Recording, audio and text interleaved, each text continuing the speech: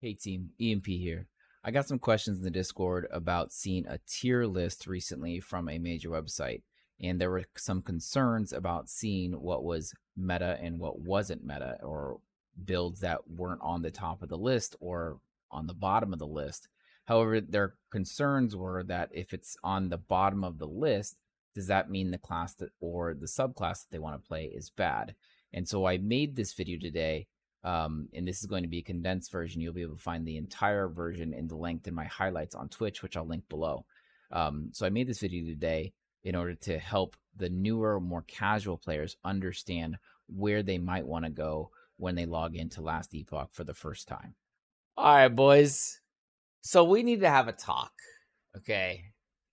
But what I saw in the list and that people that drew concern was that people were associating a list with fun.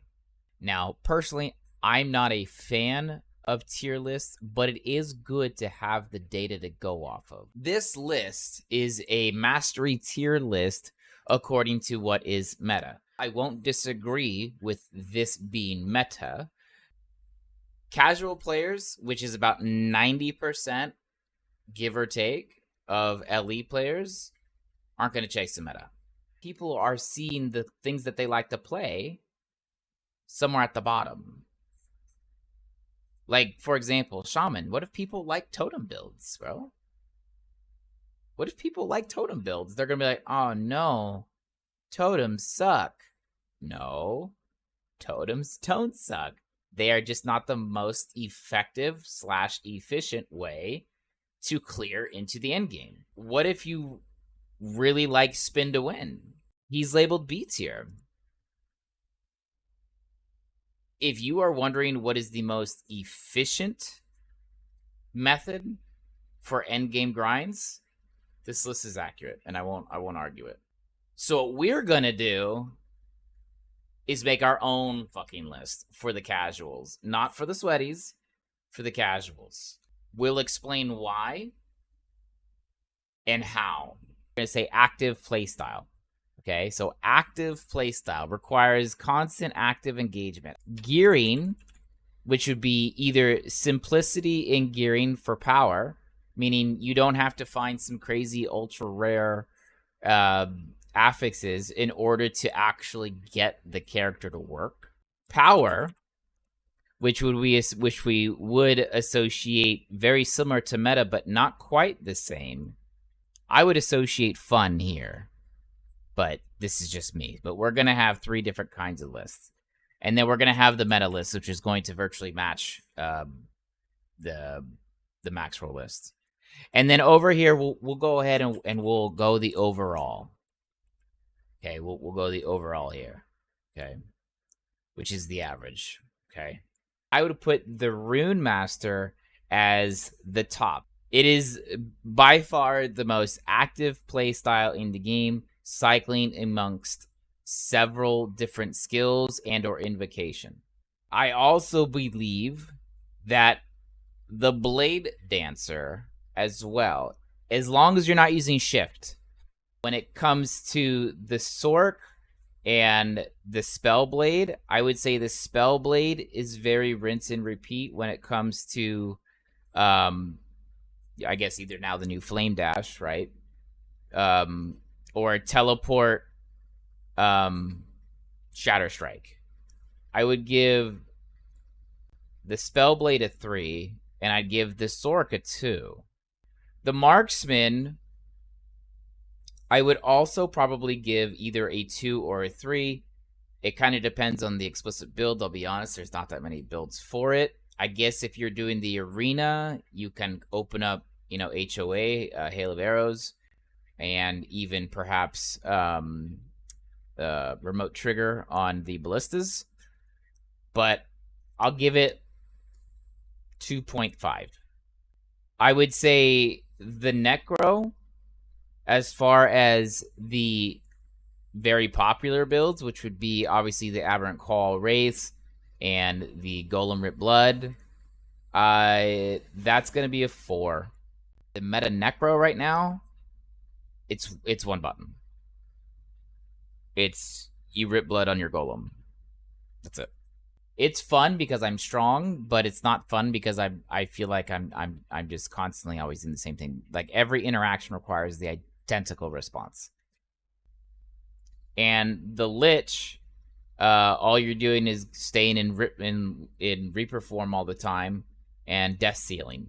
So that would be a 4/5.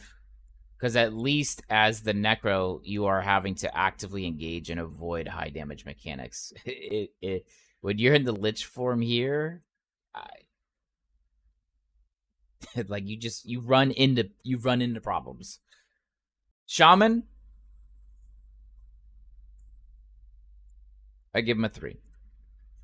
Let's see, Druid, you're pretty active with that, right? I give you a 2.5. Right? Beastmaster, probably same thing, probably a 3. Now the Void Knight, if you're going spin to win, typically, it's 2 buttons.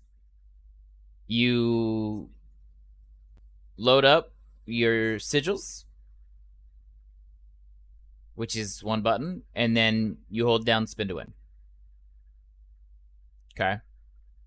This would be probably a 3 because you still have volatile reversal. Pally, we think Hammerden.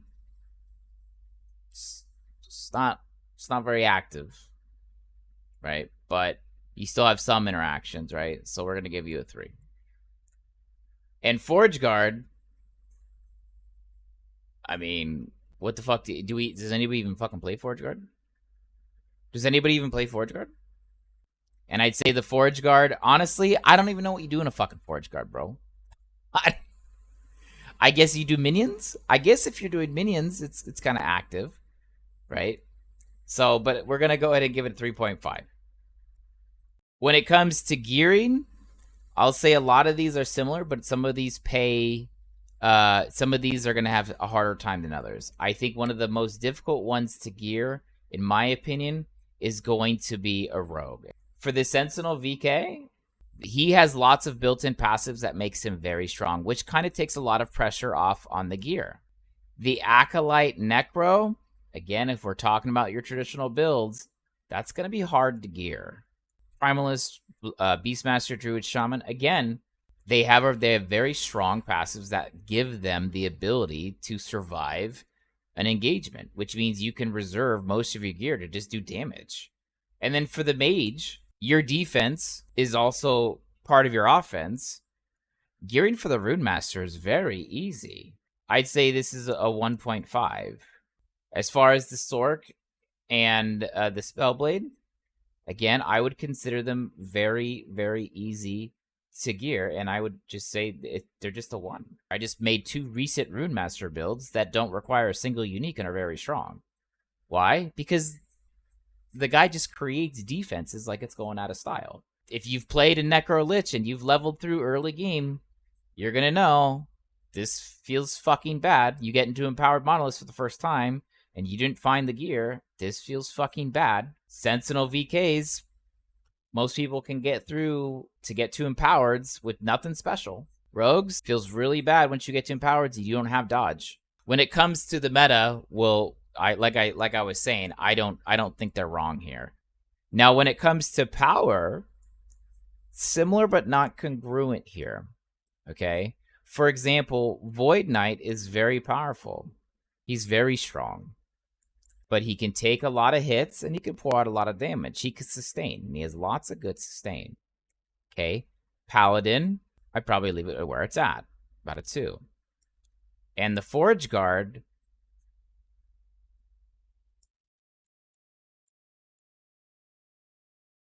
when it comes to the Necro and Lich, I would agree in the late game. Okay, for the Necro, I would say, yeah, it's probably a 1.5. The Lich I would put a little lower. I put him at a 2. The Beastmaster, as far as power goes, I'd put him at a 2 for sustainability and damage output. You can literally face tank almost every instance of damage in this game as a druid and put out enough damage to put down anything. Shaman, Yeah, he feels kind of bad. Runemaster, you could put out a ton of damage as well as a ton of defenses at the same time. Spellblade, again, you can have significant amounts of defenses and pour out a ton of damage with Shatter Strike. And Sork, hello, Meteors, 900% damage scaling while you're generating metric tons of ward. Rogue's Marksman, the Puncture Multi-Strike, massive clear, massive damage, lots of crit. If you're using Sapping Strikes, you can get a lot of mana back very quickly, so you can pour it out as fast as you can put it in. And then Blade Dancer, same thing. The thing is that everything here besides Shaman and Forge Guard is in the 1 and 2s. What does this mean? Well, it means that all classes but either an extremely well-geared Shaman or the Forge Guard are good, but they don't match the meta. And that's because, remember, meta means most efficient. If you want to play a Shaman, can you play a Shaman? Yeah. Is it going to be very strong? Not unless you're super geared. If you want to play Forge Guard, is it going to be powerful? No. So we'll go ahead and take the averages, right? So now we'll take the averages and we'll see what the meta list is after the averages. So we'll do the Sork. This is what I would consider for casual players the meta scale. It's a ton of fun. And so I don't want players that are going to be coming into this game for the first time very soon be turned off with a tier list being like, some new players associate meta with fun. And it's kind of a bait. But I will say that if you're talking about meta, which means most efficient tactics available, then this is accurate. So if you're only about being efficient, then the meta list is for you. If efficiency is secondary to fun, then this list is not for you, and you're likely going to want to refer to a list like this. I hope this video helped you out. If you're a new player coming into Last Epoch for the first time, maybe this can give you some direction. If you still have more questions or there's just something you didn't really understand, come by my channel. I'm live every night, 10 p.m. Central, 8 p.m. Pacific. My channel exists to help people with the game and everything about it. So, as always, in this game, as in life, get good, shitties. I'll see you real fucking soon.